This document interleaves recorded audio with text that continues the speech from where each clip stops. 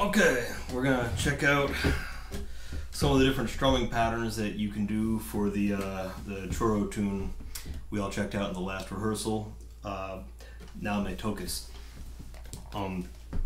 So this first one that we're gonna do, I'll just play it for you and then I'll explain what exactly I'm doing. Turn my metronome on, and that'll be like a quarter note, so we'll count 1 E and a 2 E and a 1 E and a 2 E and a. And I'll start right on the A section and do that 16th note pattern with our little percussive sound on the ends. 1 E and a 2 E and a.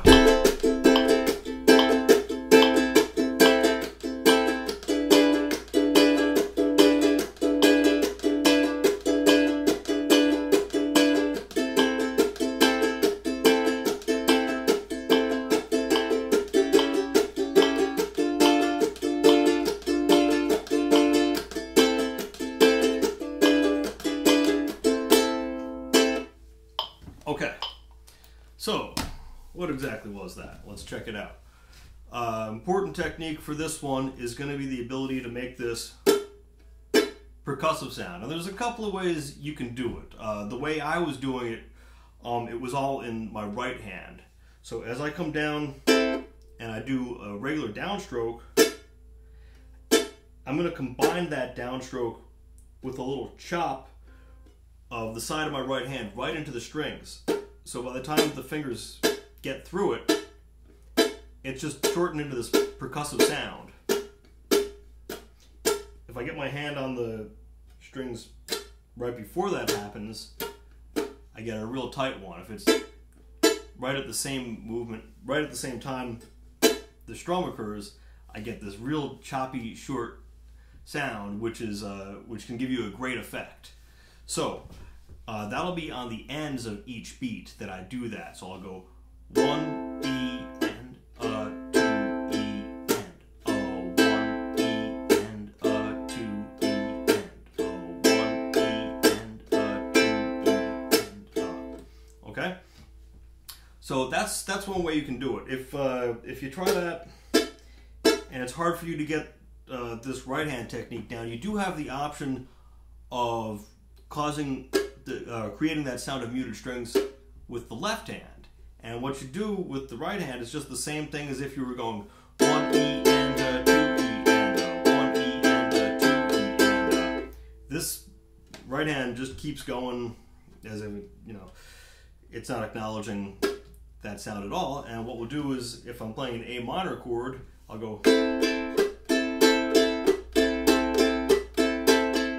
A minor chord's got 3 open strings in it, so I'm going to have to incorporate some of the fingers that aren't used to play the chord to just simply touch the strings.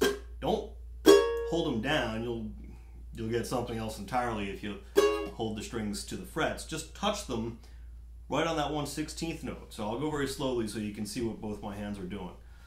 1 E and a 2 E and a 1 E and a. If you want to do the left hand muting on chords that are not open, meaning that they don't have any unfretted strings in them, like the second string of the E7 chord, that's on one open string. I can kind of get away with doing something like this. Instead of having to use my pinky, the one finger I'm not using, to create that sound, I can just keep my fingers on the strings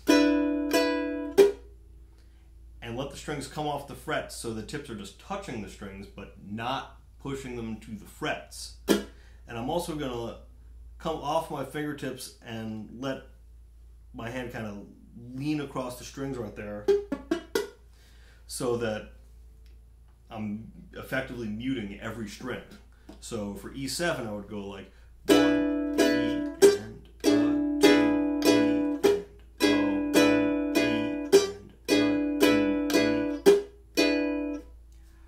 I usually opt to do this with the right hand because I feel like I can get a stronger sound, but you can still get a wonderful percussive effect just out of the left hand mute. Those actually were pretty terrible. Let me try that again.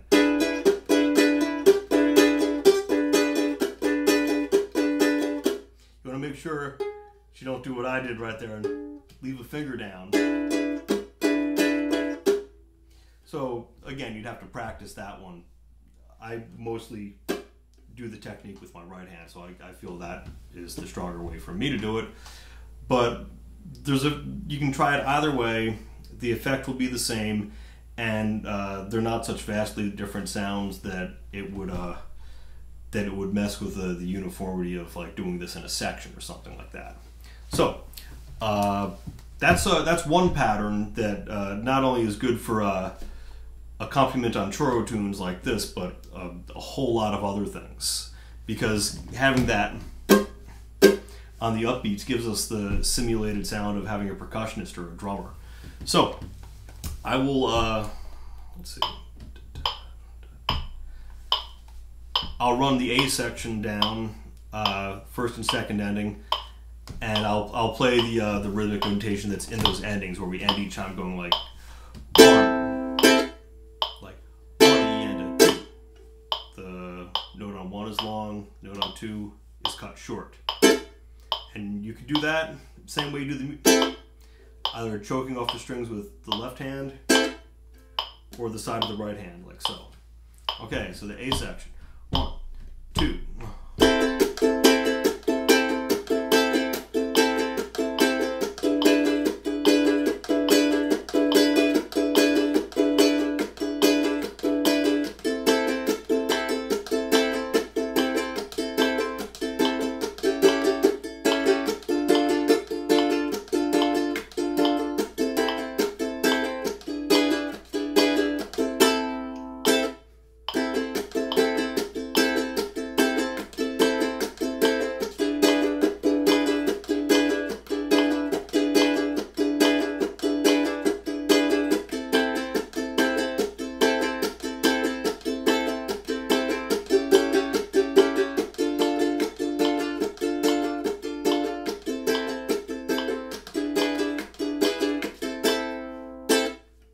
Okay.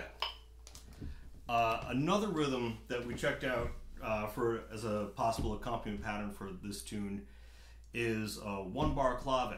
Now, if you don't know what clave is a pattern that we find in Latin music, although I hear this whole, I hear clave in everything from like blues to classical music.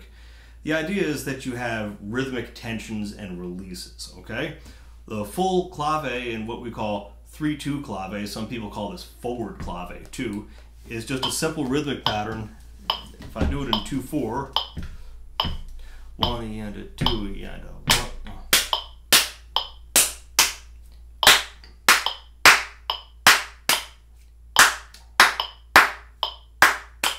Okay, so that's a 2-bar clave that they call forward clave or 3-2 clave. 3-2 because you have 3 attacks in the first measure. 1, 2, 1 and a 2 and. And the second measure has 1, 2. The half of the clave with 2 counts. As long as I'm explaining clave, we also have reverse clave or 2-3 clave, which is going to be like this. 1, 2.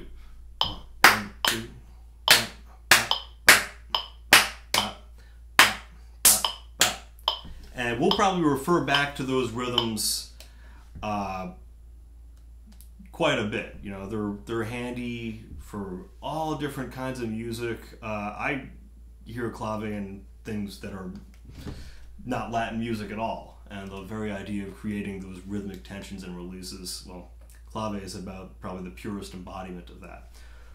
When we're talking about 1-bar clave, we're talking about the half with 3 beats in it, and we're just going to keep doing that first half of the clave in every bar. So we'll go like this. 1, and 1, and 1, and 1, and 2 E, and 1, and 2 E, and 1, and 2 E, and. You probably get the idea. I think I put it like a bunch of times right there. Anyhow, we're going to take our constant movement, which is happening in our right hand, and go like this. 1 E and a, 2 E and a, 1 E and a, 2 E and a. And I'll skip the muting for a sec just so you can see what the very, very basic idea of this right hand movement is going to be. Again, we're going to keep it in motion.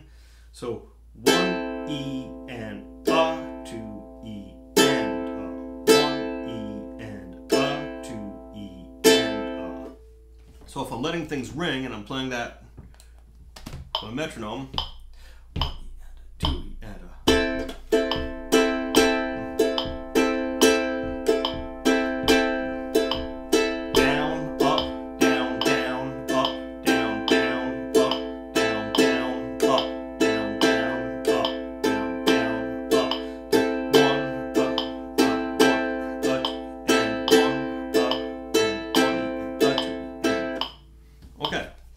Now what we want to do to kind of clean that up and make it a little cleaner and punchier, this is very important, especially when we're doing this in ensemble situations. We've got to get everybody to phrase things together, otherwise it's just going to sound sloppy. So we're going to make the first and last notes of that 3-2 clave short, and the middle one we'll leave long. And this is going to be a little easier because it's the first and the last ones that are downstrokes, and it's the middle one that's an upstroke. So we don't really have to worry about choking off the upstroke, only the downstrokes. There we go. 1, 2, up, down, down, up, down, down, up, down, down, up, down, down, up, down, down, up, short. 1,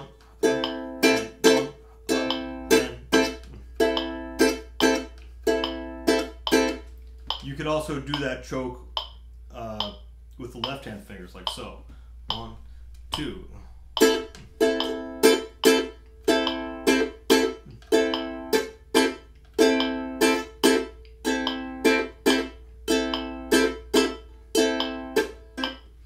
Notice that I'm not just doing a percussive sound. I'm going allowing the chord to be heard before I mute the strings.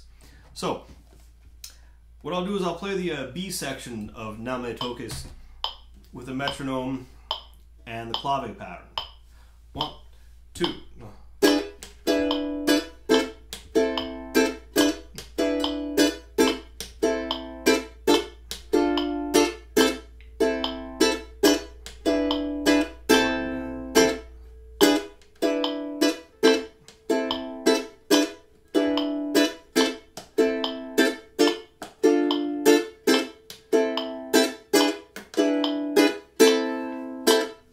Okay, so I think next time we rehearse, we might want to experiment and maybe do one of those patterns on one section, different pattern on another section. And we can also explore the possibilities of what playing a full clave might have, like.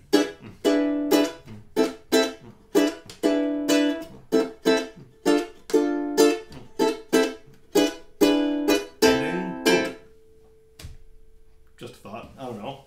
Could work out. Anyhow, have fun working on your 16th notes with the percussive sound on the upbeats there, and the 1-bar clave. Okay, this is stuff that's going to come in handy for lots and lots of different tunes, and just the fact that we're going to be articulating all of these rhythms together and playing with a greater sense of uniformity ought to tighten things up quite a bit.